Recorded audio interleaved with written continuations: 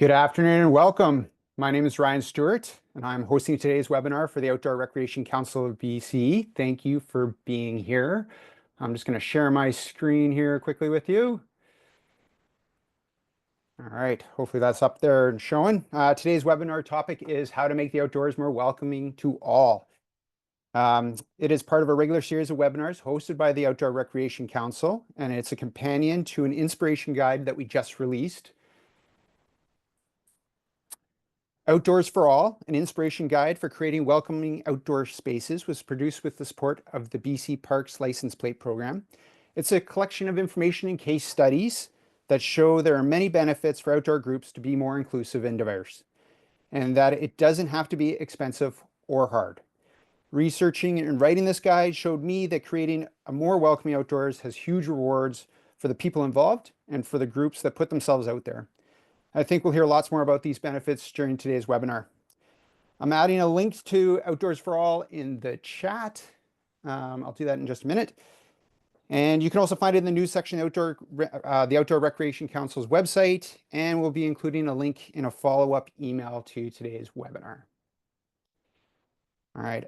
Before we get too deep, I'll do a little housekeeping. First, I want to acknowledge that I'm grateful to live, work, and play on the ancestral and unceded territory of the Comox First Nation. In the spirit of reconciliation, we are making a donation to the First Peoples Cultural Foundation. It supports the revitalization of Indigenous languages, arts, and culture. Feel free to put your pencils down. We're recording the webinar, and we'll be sharing the recording with you later this week, along with key takeaways, action items, and links to resources. We'll start with a presentation from our three guests, followed by a question and answer session, and we'll try and wrap things up just after 2 o'clock. If you have any questions during the webinar, please post them by clicking on the Q&A tab at the bottom there.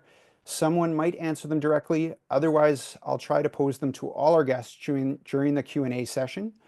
I'm going to apologize in advance if I don't get to everyone's questions. Immediately following the webinar is a super short survey. We ask that you stick around and take it. It really helps us do a better job with these webinars and cover topics that you want to see. All right, so the Outdoor Recreation Council. Let's talk a little bit about them. It's one of the webinars like this is one of the many things the ORCBC does to fulfill our mandate. We are the only unified voice for the outdoor recreation community in British Columbia. We represent 100 organizations and 100,000 British Columbians, everyone from hunters and dirt bikers to bird watchers and hikers. In general, we advocate for recreation. We work to improve legislation and policies. We encourage stakeholder collaboration and educate and train our members. And the ORCBC manages the Outdoor Recreation Fund. As a nonprofit, the ORCBC relies on outside funding sources, including donations from people like you. All donations are tax deductible and eligible for a tax receipt. And if you find these webinars valuable, we please encourage you to consider donating. There's a link to donate on the website orcbc.ca. Okay, let's get on to today's webinar. We have 3 people on our panel today. Jennifer Wigglesworth is an assistant professor and equity researcher at the University of Northern British Columbia. She's done some really interesting work on the naming of rock climbs and inclusivity. Saša Loggin is the executive director of Skeena Diversity Society, a group that helps welcome new Canadians to the terrace area, including introducing them to the outdoors. And Tomke Augustin helped implement diversity efforts with the Tri-Cities Off-Road Cycling Association, and she is also the new grants program manager with the Outdoor Recreation Council. We are missing one person that was supposed to be here today, Mike Rittiger from CASA. He unfortunately is sick and can't join us. So let's get on. I'm going to stop sharing and invite Jennifer to jump in here, Jennifer Wigglesworth, to tell us a little bit about her research.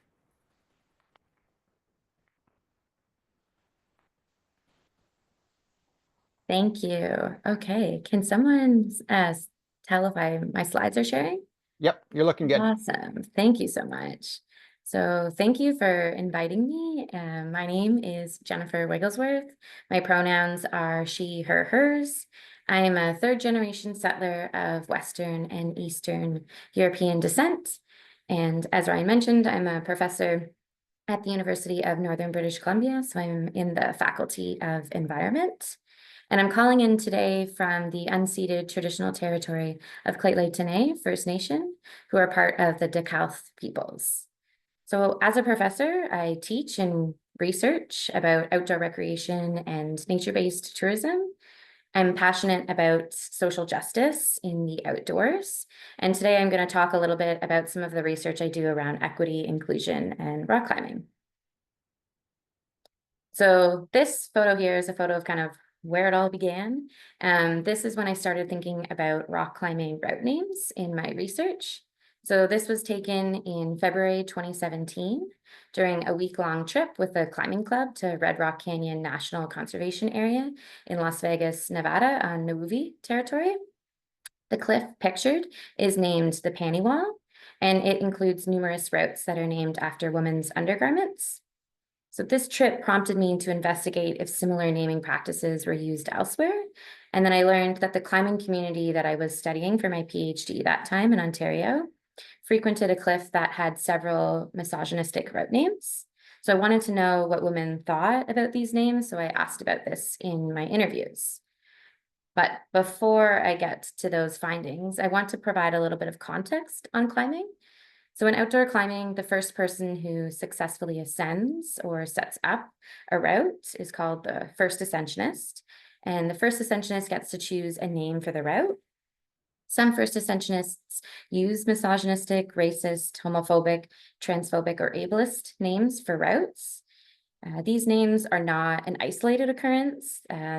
Discriminatory route naming practices extend across North America, Australia, and the United Kingdom. For a long time, many problematic route names persisted with little to no confrontation because of the widely accepted tradition of first ascent naming rights in the climbing community, and also because the names were mostly hidden from mainstream audiences. So I've attended panels where Black, Indigenous, and racialized women have articulated oppressive route names as a form of hate speech or violence that generates embodied responses. So the violence they discussed is not explicit physical attacks on women, but it is a form of misogyny, racism, or microassaults. So for my PhD project, which I'm talking about today, that centered on one climbing community in southeastern Ontario. And for that project, I conducted interviews with 34 recreational climbers who identified as women, and I also conducted 2 years of participant observations. And from that, 6 themes emerged, and this is in relation to the topic of misogynistic route names. So some of the themes that emerged were frustration, helplessness, exclusion, internalized sexism, pushback, and the intersection of sexism with settler colonialism. Several women felt that nothing could be done to change the discriminatory names because of the strong tradition of first ascent naming rights. They explained that they were apprehensive to advocate changing route names for fear their climbing reputation is criticized or for fear of being called an angry feminist. There were also a few women who defended the first ascent tradition and found the misogynistic route names funny. Conversely, or on the flip of that, several participants condemned the route names for making women feel uncomfortable and pushed back against the defense of first ascent naming rights. So they wanted to see change, and they suggested renaming misogynistic route names and rewriting online climbing guides. So it's important to look for moments of resistance, and I found much evidence of this in the climbing community. For those in the climbing community wanting to enact change, their first step was developing a list of discriminatory names.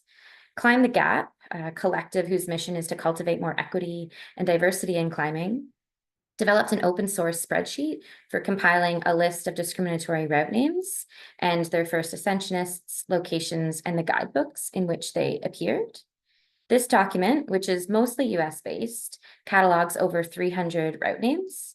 The Climb the Gap reviewed the names and reached out to authors and publishers of climbing guidebooks in an effort to change them. They also reached out to the companies who advertise in these guidebooks and the retailers who sell these guidebooks to put more pressure on the authors and publishers to change the discriminatory names. Also, the well-known climbing application Mountain Project included a crowdsourced feature for flagging discriminatory route names on its website. The flagging feature led to names being redacted, as you can see here on the slide, on the online climbing guide. So progress is neither linear nor smooth, but as evidence mounted and advocacy gained traction, route names were redacted, abbreviated, and changed. Some route name changes occurred in Ten Sleep Rock Ranch in Wyoming, at Clear Creek Canyon in Colorado, and at Squamish in British Columbia. 2 routes were also renamed at the crag that I researched for my PhD. The first ascensionist issued the name changes in the summer of 2020. The Reach Around was changed to the Big Reach, and Donkey Punch 2.0 was changed to Donkey See, Donkey Do. These names illustrate how some discriminatory route names disguise their oppression behind colloquial language, puns, and inside jokes. So I had to refer to an online slang dictionary. I used Urban Dictionary to uncover the possible double meanings of some of the route names. I originally flagged Donkey Punch 2.0 as misogynistic, but I decided to withhold this route name from my interviews and analysis because I was not sure of its intended meaning. However, given its name change, I think it can be a bit more certain of its misogynistic origins. A takeaway here is the need to include diverse people in the conversation to understand how names can be harmful. However, with respect to the labor of changing route names, we should not lean on the free labor of marginalized climbers to call out oppressive names one by one, as it is exhausting, and these climbers are often the recipients of the pain caused by these names. So alongside compiling evidence and campaigning for name changes, climbers organized events to discuss ways forward for transforming climbing spaces and making the sport inclusive. For instance, Brown Girls Climb hosted a webinar on problematic route names in the future of climbing culture. During a brainstorming session, webinar participants proposed several strategies for climbing that consisted of developing a pledge of core values for each climbing gym, creating a climbing coalition for Black, Indigenous, and other racialized people, supporting and developing an online climbing guide run by Black, Indigenous, and other racialized people, including Indigenous territory acknowledgements in climbing guidebooks, posting territory acknowledgements at the beginning of trailheads, developing strong collaborations between climbers and Indigenous communities grounded in Indigenous values, and respecting sacred Indigenous sites. So as I wrap up here, what does it all mean, or why does this matter? So names provide a window into the layered histories and meanings of places, and they offer a way to think about how to build a better future. As seen on this slide, there are movements to rename geographic features, place names in national parks, and bird names. In my corner of the outdoors, I have found that discriminatory route names can act as a springboard to reorganize the sport of rock climbing. Grassroots advocacy and activist efforts have created a platform to call these names out and make climbing a more inclusive space.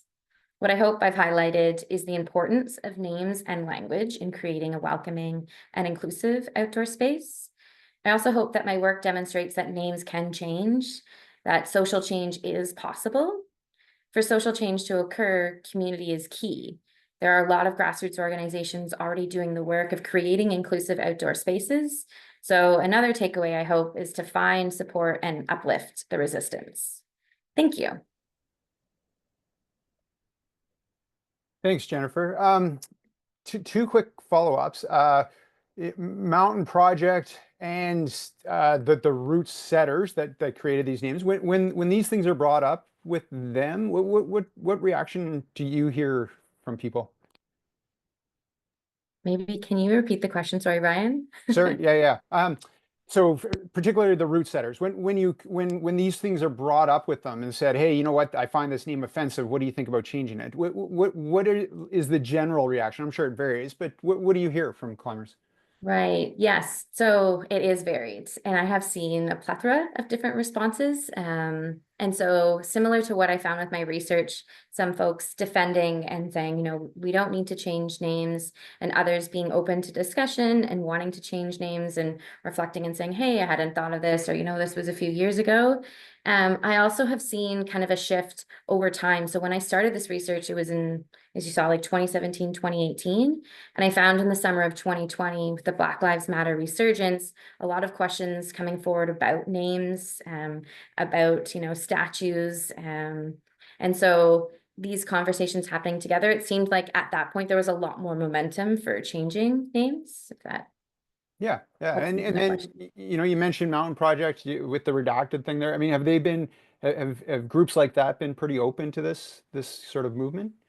Yeah, I mean, I haven't spoke with Mountain Project one-to-one, but from kind of hearing that they've put in the flagging feature, that's definitely demonstrative that they're listening to folks and responding to that. Like anything, I'm sure there's like, you know, when something is new or, there can be like cogs in the wheel and figuring that out. But I think that's one of the signs that the advocacy and activism work has been working. All right, excellent. Well, thank you very much. Appreciate it. We will head on down the Yellowhead Highway there to Saša Loggin. Saša, I invite you to come on and tell us a little bit about some of the work you do. Hey, thank you so much. I'm just going to share my screen. Hopefully it will come on. There it is. Yep, looking good. Yeah, excellent. Thank you so much. Jennifer, what an eye-opening presentation and research. I just really, sometimes we look at things as a name, but there's so much more in there. So thank you so much. I'm glad. Thank you, Ryan, and the council for inviting us and including us. My name is Saša Loggin. I'm the executive director at Skeena Diversity Society, and I'm calling today from the traditional unceded territory of the Tsimshian people in Terrace, BC. Skeena Diversity is going to be celebrating 25 years this year, and we are an organization that provides services to newcomers and immigrants, working on anti-racism projects and promoting diversity and inclusion. Okay, let me just see. Okay, there we go. There's a little bit about us. So we believe in the strengths and creativity of a diverse, inclusive, racism-free community, which definitely includes the outdoors.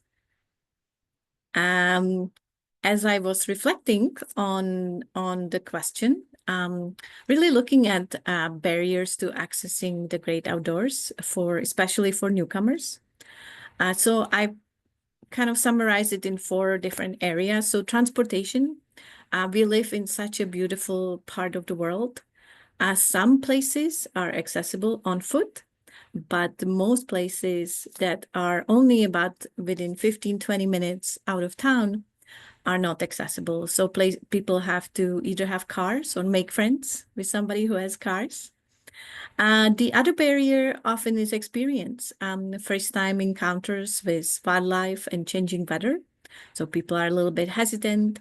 I know I'm an immigrant. I came to Canada 30 years ago from the Czech Republic. And I was so excited to see my first bear. And when it came to actually coming close and being in the forest and seeing bear droppings, I was like, oh, I'm not really sure. I am ready for the experience.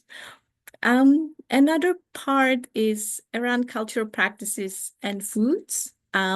Understanding cultural or religious practices. So often when people get invited for barbecues, there are not sufficient options for food and participating. And equipment. People are unsure about investing in outdoor gear first time. So overcoming some of those challenges. So we have really looked at how we can help newcomers access outdoors. And really this initiative for us spiked during COVID. When we were able to come together, but not really indoors, we started doing weekly field trips around our area. So transportation, we provided transportation or organized carpooling. In terms of experiences, exploring outdoors together, field trips, and our annual Day at the Lake event and camp out. at Lake Els Lake. We have done it now for 4 years. When we are organizing food and barbecue, we are offering wide options, including vegetarian, vegan, and halal options. And for equipment, we have been fortunate to partner with Terrace Public Library, who have a library of things, which is an incredible resource. And in this past year, our another nonprofit, Volunteer Terrace, has created a youth leadership programs, and they have purchased kayaks and paddleboards, and we offered to help them test it out. And a great event that happened last year, and big shout out to Natasha from BC Parks in Prince George. We have partnered with BC Parks, Terrace Public Library, and Skeena Wild to host Learn to Be in Nature, specifically for newcomers and anybody who has not experienced or have access to going to the lake and learning about camping and different adventures. So it sort of hit all the points. We organized bus transportation and picked up people from different parts of the town, had 10 or more presenters, and then had lunch together, which was very diverse and included everybody. We capped the numbers at 100. And the only thing we were not able to control was the weather. So it was pouring rain the whole afternoon, but everybody, like true troopers being Canadian, they stuck around and enjoyed every bit of it. But it's always better when it's sunny. So benefits, I was also reflecting of some of the benefits of welcoming newcomers to outdoor spaces. It's really sharing the enjoyment of nature, our common values of preserving nature for future generations, community building, having outdoor spaces that are often public spaces where people can bond and come together, and developing a sense of belonging. When we have this great outdoors, but it seems out of reach, newcomers feel that they don't really belong, and they don't, but if they start connecting with the community, they can feel the sense of belonging and a place where they want to call home. And global perspective, often newcomers bring fresh perspective and their traditions and global practices of preservation. And here are some of our field trips. Many of those we started during pandemic, as I mentioned. So the Day at the Lake gathering is, we booked a group campsite, have people bring kayaks or partner, as I mentioned, play games, have food together. And for the brave ones, they can stay overnight, which has been fun. The last year, the weather hasn't been that good, so people didn't stay. We also took a trip to lava beds in the Nass Valley in the Nisga'a territory.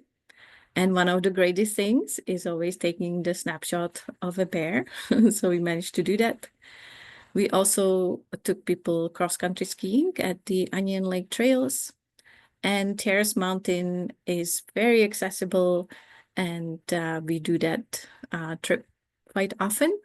The first picture that I shared was our youth group summer camp, and we were climbing up the mountain.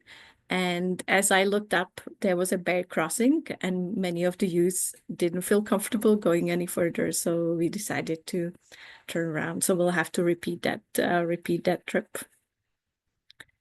And there's just my contact, and I'll stop sharing. Thank you, Saša.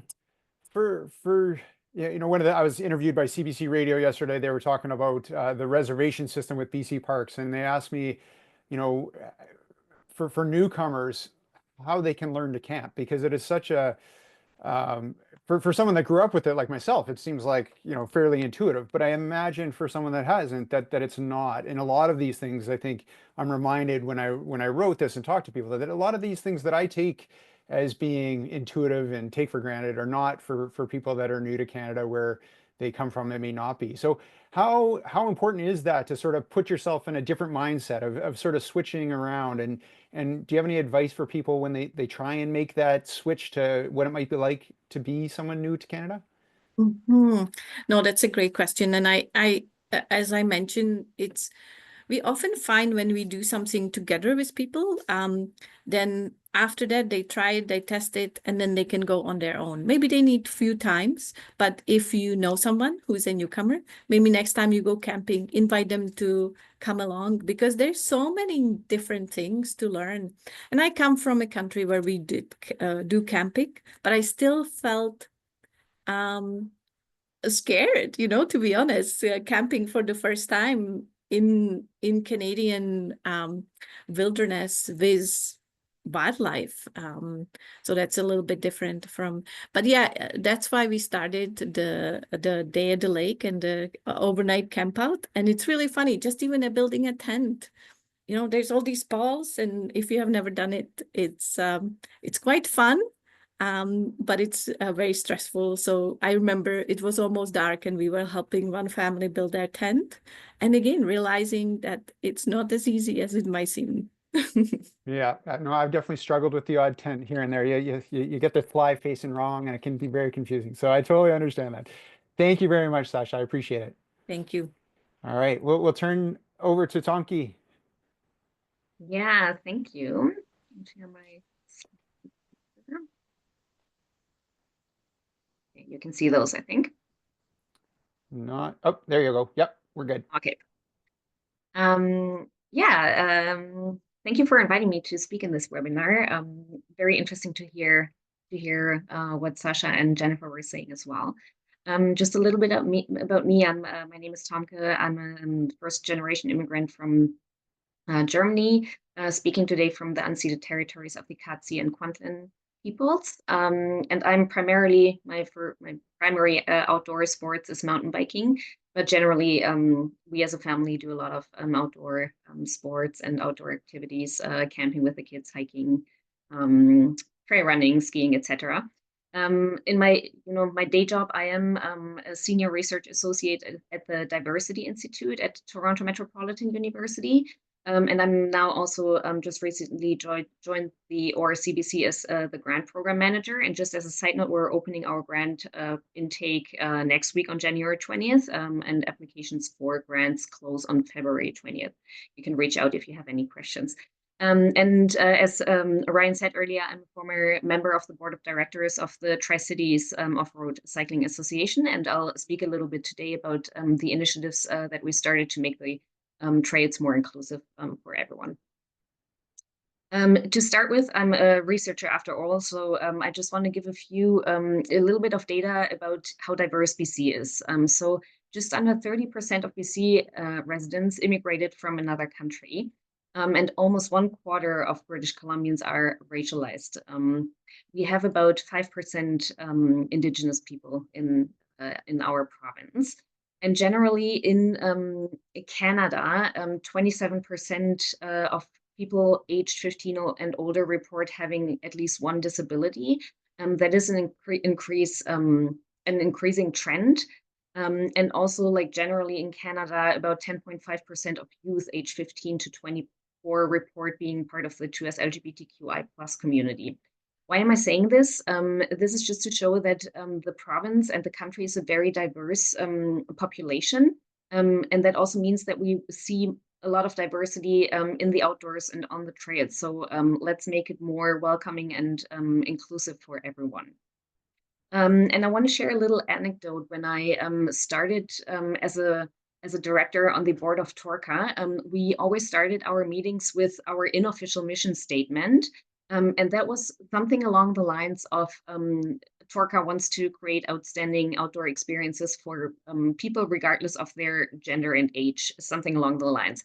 So we had a little bit of the discussion, why are we putting gender and age in there, but not any other demographic identifiers? So we were discussing, should we include like all kinds of demographics, like regardless of gender, age, race, ethnicity, immigrant status, etc., or should we focus on like our activity, outstanding experiences for all mountain bikers, but then the trails are also used by hikers, by trail runners, by dog walkers, etc. So ultimately, we said, why don't we just say we want to create outstanding outdoor experiences for all? Because the all is really what we mean when we want to create welcoming outdoor spaces. It includes everyone, including historically underrepresented groups and the overrepresented groups. And I think it's very important to create the sense of unity. The shared value that we all have is that we have passion for the outdoors, and this is what unites us. And ultimately, everyone benefits if we create welcoming and inclusive trails and outdoor experiences. So how can we do that? This is an image that everyone who has done some sort of like DEI training has probably seen. So I'm speaking about mountain biking here, but I think it applies to a lot of other outdoor recreation activities as well. So mountain biking has historically been a male-dominated sport, right? And kind of like an old boys club. And you can notice that in the culture when you're out on the trails, like as a woman being, like a guy like passing and like entering the trail in front of you just because they think they're definitely faster and better than you, or, like a white person meeting a black person on the trail and asking them, oh, are you new here? Like these are what we call like in the research world, like microaggressions, these are like subtle and often like unintended little acts that kind of like show that person that they don't really belong here. So we cannot just say this is for everyone, right? Because if we look at the left picture there, like this in the current, like culture, this is maybe not really how we can achieve that everyone feels welcome and safe. In order to do that, we have to kind of like there is a time that we have to provide kind of like extra support to some of the groups and extra initiatives and efforts in order to show those groups that have historically been not well presented and represented on the trails that they belong and that they can have the same outdoor experience as everyone. And this is what, like the boxes in the middle picture show. And the goal ultimately is to not have this fence, right? But this is a very long way. So we're certainly right now in a time where we kind of like have to focus on creating and building these boxes and providing them. So I just want to share a few of these initiatives that we at Torca started back then and that Torca is still doing. So one of the things we focused on was to create partnerships. There, like Saša was presenting, like there are a lot of community organizations out there that focus on, supporting certain groups of people like immigrants, etc. And then our organization Torca is really good at, like focusing on creating great trail experiences. So why not, like complementing these expertises or, like skills and partnering together. So at Torca, we did a virtual fundraiser back in, I think it was 2021. And we decided on the board that we would want to donate a portion of the proceeds from the fundraiser to the organization Color the Trails. I'm sure many have heard of them.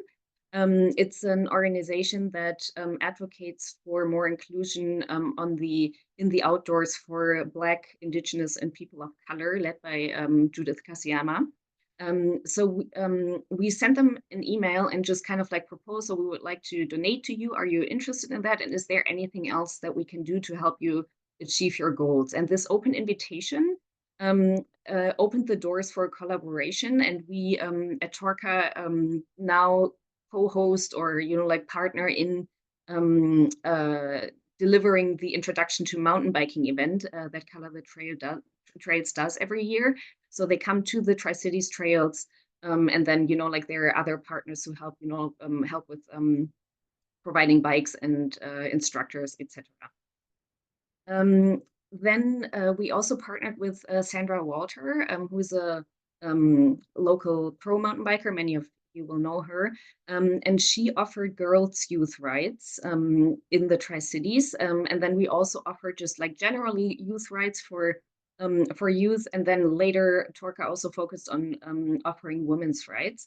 And I just last week I talked to Chelsea Hobbins, who's currently on the board of directors, and she was saying that now they can see a lot more, like youth girls and youth in general who come out to trail days. So this is also a way to how like how this benefits the whole community, because if we are welcoming to more people, we also have more people who volunteer and put their time into the trails. We also did, like intentional but genuine representation communications. I say genuine because you don't really want to, like purchase a photo with like diverse representation if that doesn't reflect who you are, right? So we just simply try to, like have photos or other visuals from our community and like from our trails. And focused on, like intentionally putting these out there on our social media channels. And we also started to acknowledge any kind of like days of significance, simply to, send the message that we're open and focusing on these, such as, like International Women's Day or, National Day of Truth and Reconciliation, etc. And then one last example I want to share is that I think is also very important to, collect the data. So you want to know who your members are and who you might be missing. So we did a member survey back in 2020, I think, and then we included questions on demographics so that we could kind of like see a picture of who our members are and see where we might put more work in order to get the people onto the trails. And this is also a really good way to start collecting data so that like in the next survey, you can see, how it might have changed. And then you can also see a bit of the impact that you can have with the initiatives that you started. As I've said, these were just like a few examples. I encourage everyone to look at the newly released guide of the RSCBC, because there are a lot of good other examples in there. And yeah, thank you. Thank you, Tonke. When this idea came up to sort of work on these initiatives a little bit more, was there any pushback from the board or the Torca community? So the board was very receptive. I think it was also a time, 2020, when after George Floyd's murder, etc., when there was a huge surge in the whole community, and then also, like in just in Canada as a whole or North America. So it was a good time to start these things. The board was very receptive. I remember when we did this member survey, some people commented, some of the respondents commented, like, why do you need to know this? And I think that was just like not very well done on our end to convey the message why we were doing this, like just letting people know they're answering this because we want to know who our members are and who not our members are, so I think this is also very important to kind of like address that. But there was never any like big open pushback. Yeah, excellent.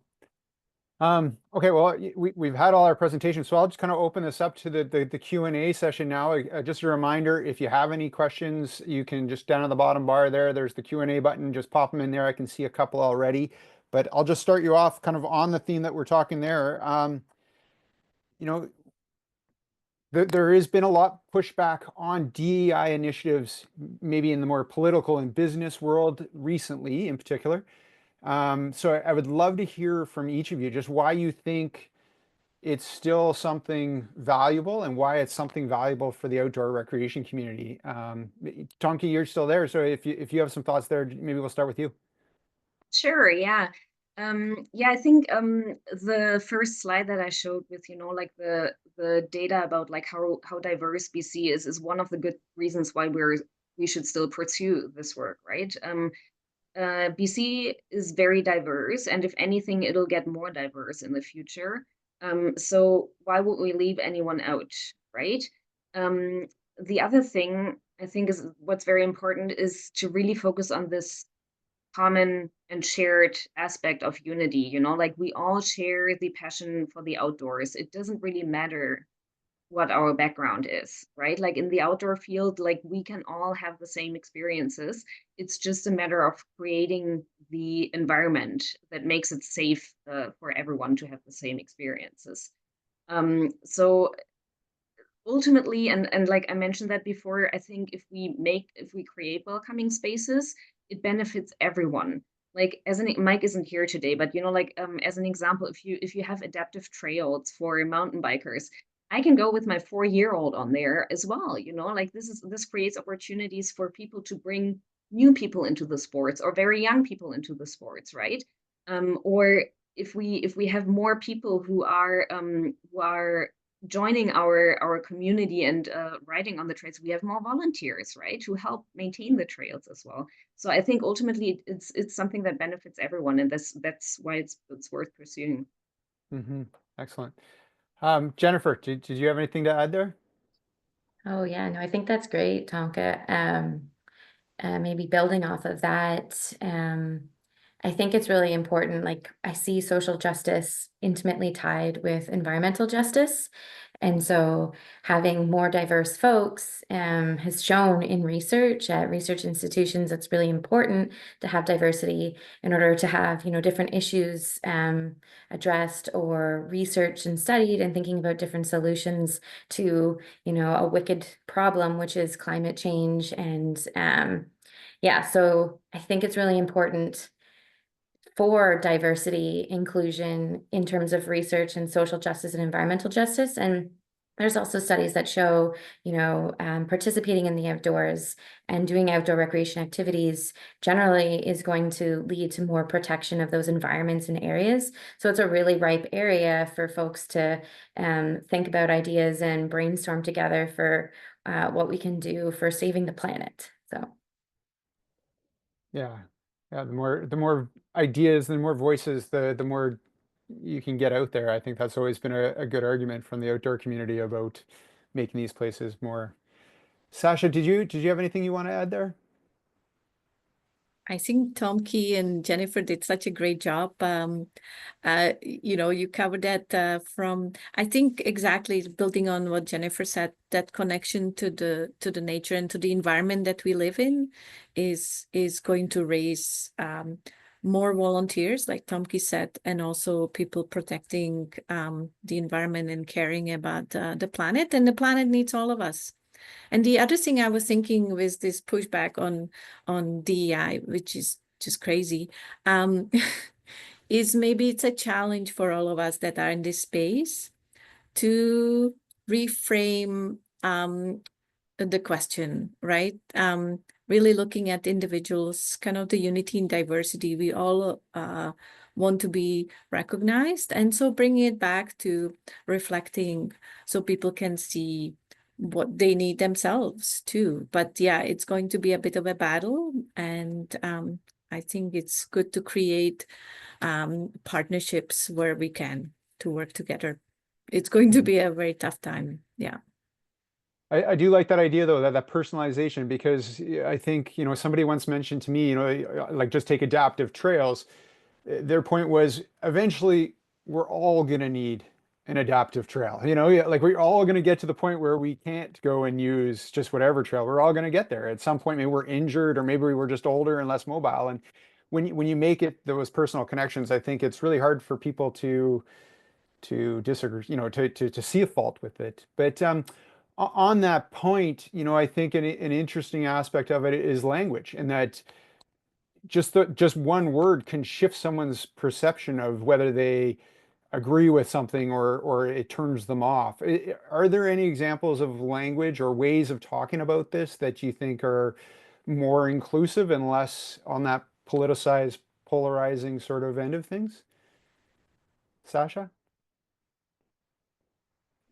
I That's a think tricky one. maybe, yeah, sorry. I think maybe we have to, like you said, use a little bit different words, but also bringing diversity inclusion means all of us, and each one of us. So, but yeah, I haven't had chance to really reflect on it too much because I I think it's a complete nonsense to be attacking diversity and inclusion.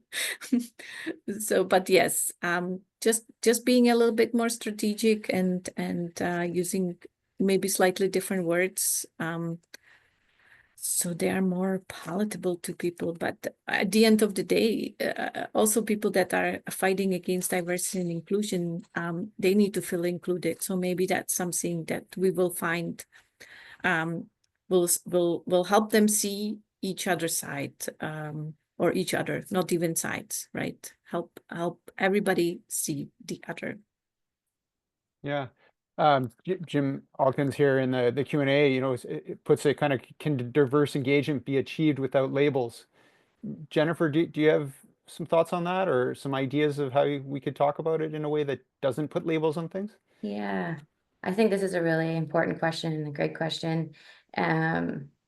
And when I'm teaching in the classroom about inclusion and diversity and equity, a quote that I like to draw upon from Dr. Crystal Jones, and she posted this on Twitter in 2019.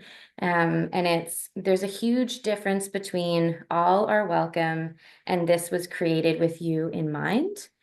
And I have found when I have taught that students seem to kind of grasp and hold on to that, and it sticks with them. I mean, not all students, but of course some. And so thinking about, you know, you've been invited to participate in an outdoor recreation trip, but have you been embraced? And so trying to like get rid of any kind of jargon and just talking about welcoming, and if you feel welcomed in a space and embraced. And then sometimes with that, I pair it with, there's an excellent film called Becoming Ruby. I'm sure a lot of folks know on this call, that features the Black female mountain climber or mountain biker, Brooklyn Bell. And so there's a couple of scenes there where I think it's really illustrative that have you felt embraced in addition to an invitation? Mm-hmm. Nice. I like that quote. Tomke, did you have anything you wanted to add? Yeah, so I have 3 points on that. First one is, I think we can use different words, right? Like I think things like we want to create access to, or you know, like we want to create benefits for, etc. You know, like these are ways to use different language. But I'm a strong proponent of really like naming it, right? Like there is unearned privilege out there. There is oppression out there. There are systemic barriers out there. And there is no need to not name it just to make people who have unearned privilege more comfortable. Discomfort is part of the journey. And I think organizations, you know, like the leadership you know, like outdoor recreation groups, they have to provide a strong leadership for communicating that as well. You know, it is yeah, it is part of the journey. But then my third point is, it's not so much about the words, but it's really about the actions. This is what matters, and this is what everyone should probably focus on. Excellent. That was a fun conversation. I'm sure we could dig into it for ages there. But we'll move on. There's been a couple questions that I've seen talking a little bit about, is there any resources out there for folks that want to have sort of data to back up why they should do this and the benefits it can bring? Are any of you aware of some spots where people could find this sorts of background information to back up these ideas of, say, a project that makes trails more accessible, or you know, an argument for taking on some more diversity efforts within a club or partnerships? Anyone got anything off the top of their head there? So just generally in, you know, like in the business or management field, there is a ton of data out there that shows that businesses who have like racial diversity are, I think, like 34% more effective, and like have 34% higher performance, etc. So there is a lot of like general data out there. But I also would like to refer now to the ORCVC guide, like there are good like case studies in there that show benefits, maybe not in the monetary sense necessarily, but in the sense of like impact and return on investment with respect to volunteers. Nice. Jennifer, Sasha, do you have any resources to add there? I know in the rock climbing world, there's a state of climbing report that was published in 2019, and it kind of goes through demographics as well. So it gives a little bit of like what the community, like the data that we were talking about earlier, of who's participating and who's missing. And so I think that that's been really useful, and I've drawn from that data in grant applications. It's mostly US based, but there is some Canadian data as well. So that could be a resource again to the ORCBC guide that we just mentioned. And there is more and more within academia open access journal articles, but that's been something that's gradually happening over time. But to kind of Google Scholar some of these articles and keywords, and if folks are ever interested in like putting a plug in here, there's an excellent natural resources and environmental studies program here for graduate work and undergraduate studies at UNBC. Of course, it's privileged to study education, and so considering that and thinking about that as well, but that's something that I'm always happy to discuss with folks if they're interested in studies too. It's a little pivot, but Yeah, no, that's great. So there's been a couple questions here kind of related to how to make these connections. So there's an interesting point raised by Greg Hamilton where he talks about how if we have these sort of emerging groups that target specific underrepresented groups in the outdoors, so say LGBTQ plus climbing group, for instance, that can become its own silo versus kind of creating this diversity where you're getting all different members of society all grouping together or all mixing together. So and then someone else mentions, the idea that they're hiking clubs all 55 plus, and how do they get kind of younger newcomers to join? So what are some ways to kind of make that mix and that sort of that diversity that we want without sort of creating those silos? Any thoughts there? Tomke, I think about like the women's cycling groups, and that's a great way to get women into the sport, but then how do we sort of bring that diversity into the rest of the time that people are out on the trails? Yeah, that's a great question. And I think so. One of the things that's important here is again then looking at like the systemic things and the culture of the communities and the sports, etc. Right? Like this is that we have to create the environment that makes everyone feel safe. It's a lot about safety, a feeling of safety as well, and not just like a feeling of belonging, right? So this happens over time through several of these mechanisms.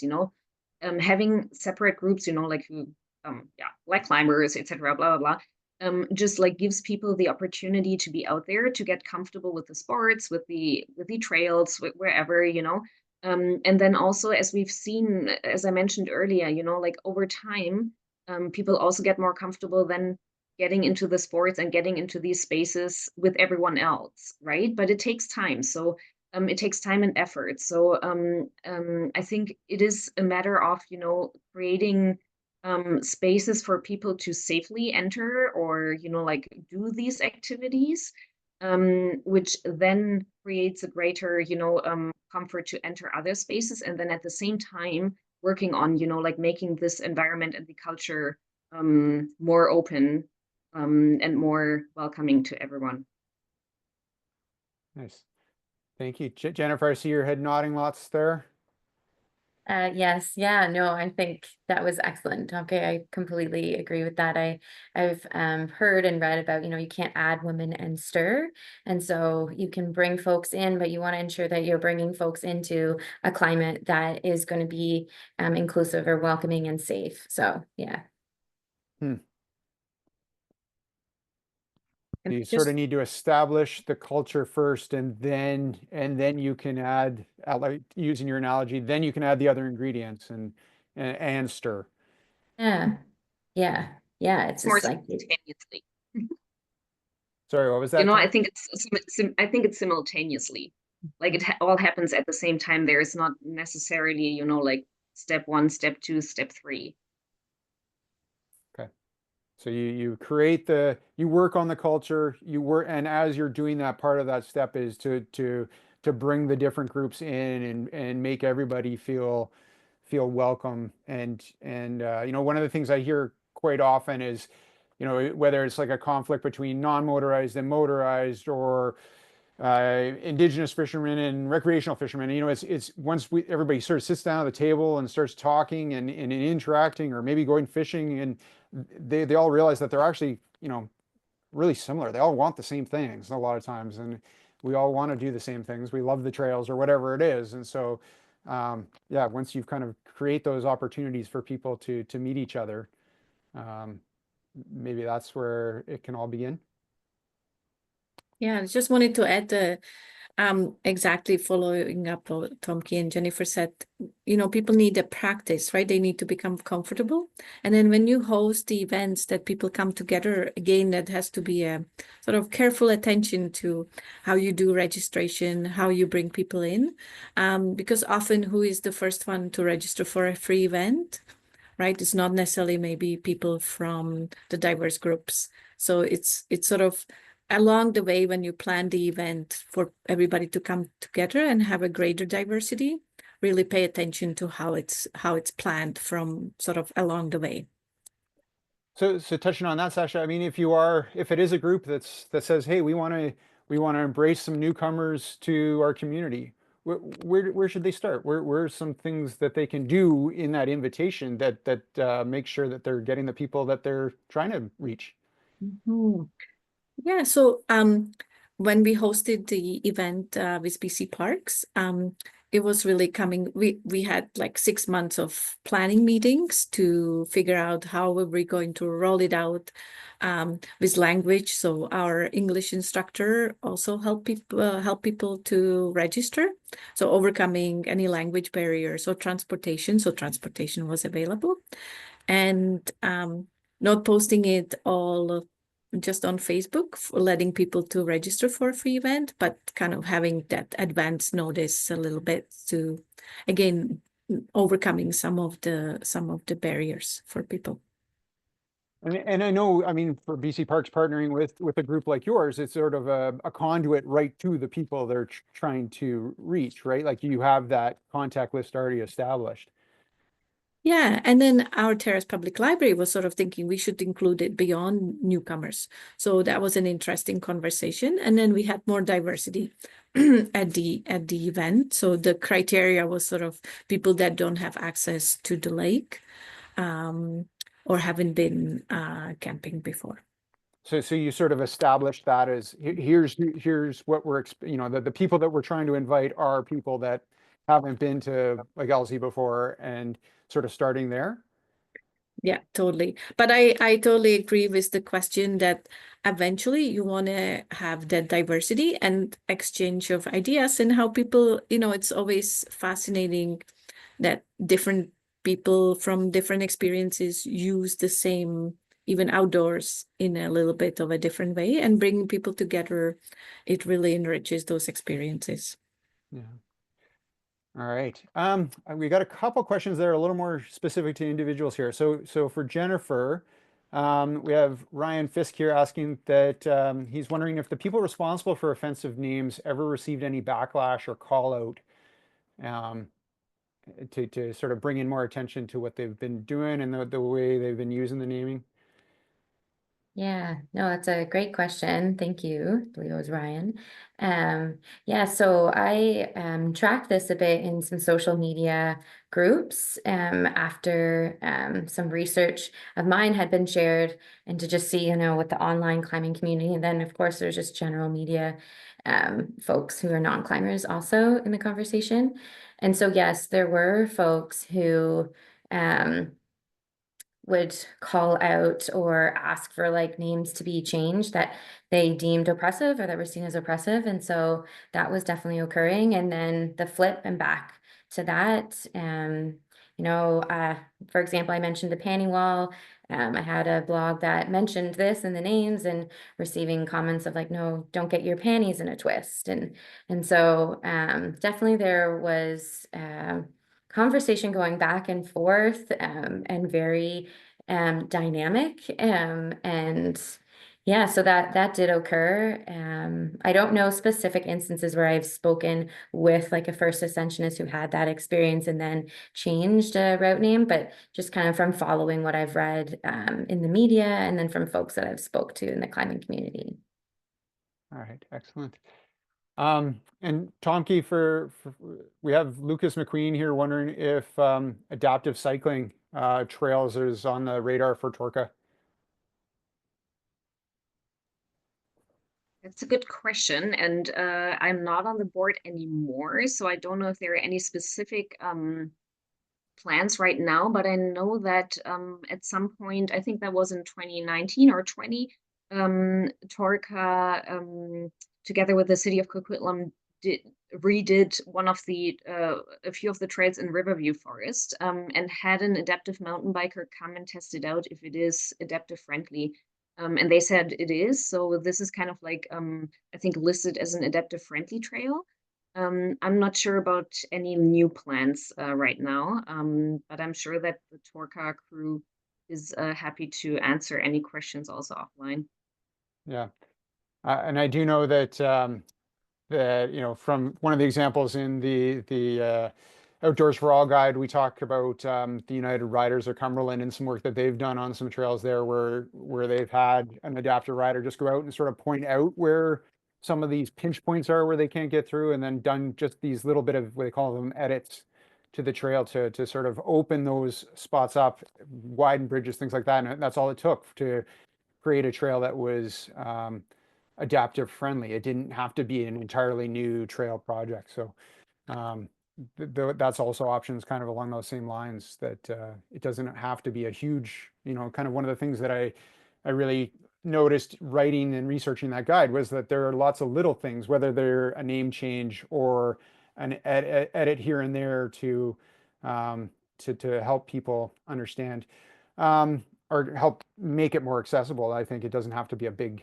huge, expensive feat. So, one of the other things that is talked about in the outdoor guide there is the importance of communication. So talking to people about what they can expect, and we've talked a little bit about the language you use and how you can welcome people just with things like that. Is there anything there that you think communication wise, little best practices for people? It's such an easy thing for them to do, change the way they write an invitation or whatever, that you would highlight as kind of a good place for people to start?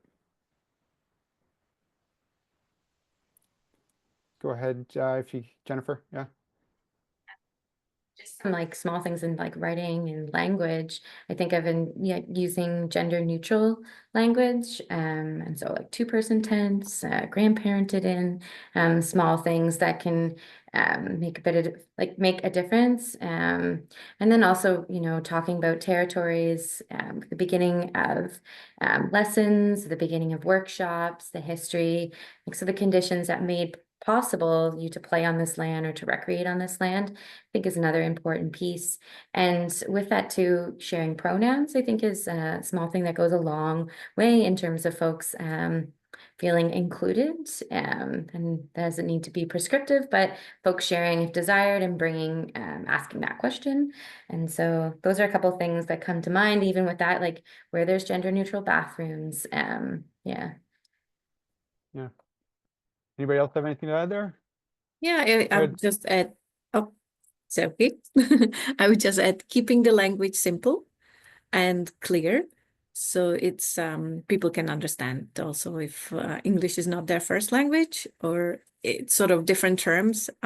Often we are guilty of using sort of internal terms or abbreviations. So really keeping it more simple. Yeah.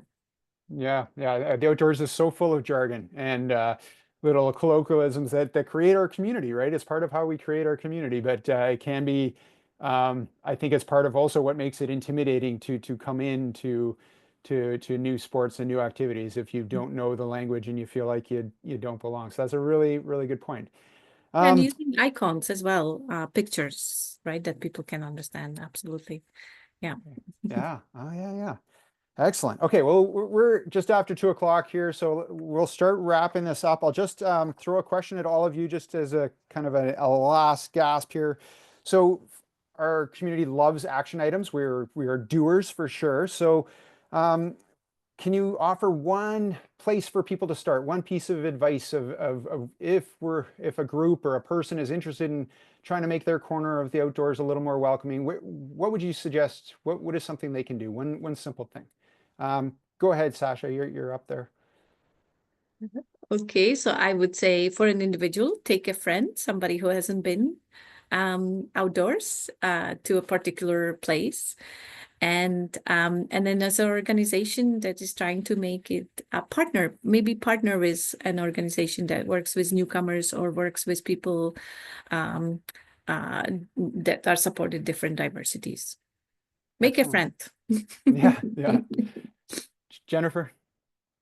And so a lot of us have various locations and connections to outdoor recreation. And so thinking about a place where you exert some influence and how you can make an impact. So some of that self-reflection, whether it's like a ski lesson and talking about the land or using gender neutral language. And so that's kind of my prelude to in terms of like an action item. I think, as I mentioned in my presentation, there's a lot of outdoor organizations that are doing that grassroots work. And so as Saša mentioned, finding out these organizations and supporting them.